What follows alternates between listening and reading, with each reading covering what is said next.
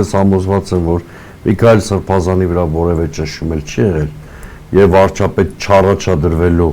կամ դրա համաձայնությունը չտալու որոշումը կայացել է ինքնուրույն։ Իհարկե։ Խորապես համոզված եմ, որ Միքայել Սրբազանին ես շատ վաղուց ու շատ լավ եմ ճանաչում, շատ դժվար է երրորդ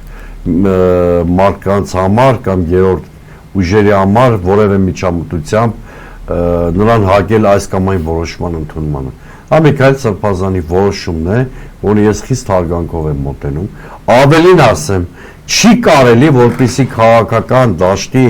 դաշտում մեր անկյալությունը փորձենք վերացնել եկեղեցու վրա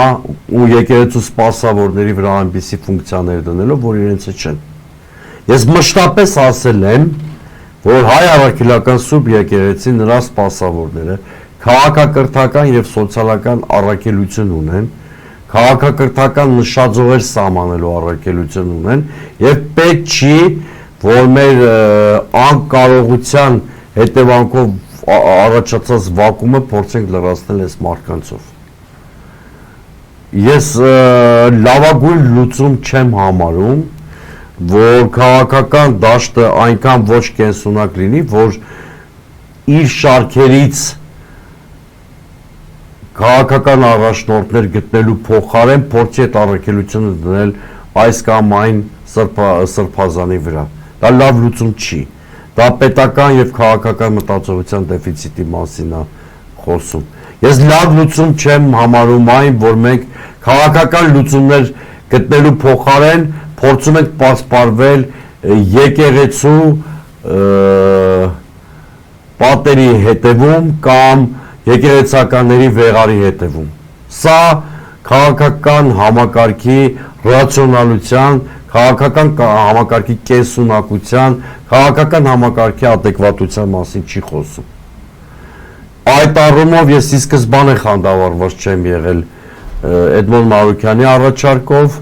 թերևս այդ առաջարկի միայն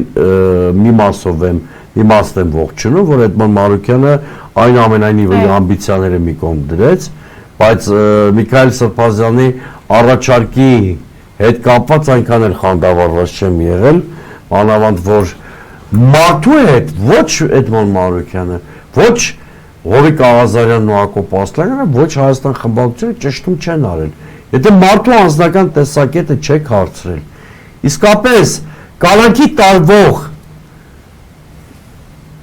ապօրինությունների ենթարկվող այդ մարդու անունին չեք շարքում վարչապետի տեխնացուի համատեքստում, մանավանդ որ այո իշխանությունը ամեն ինչ փորձում է անել, որ Հաչապայանի գոյություն չունեցող գործը, շինծու գործը կապակցի Բագրատ Սրբազանի հետ գործի հետ,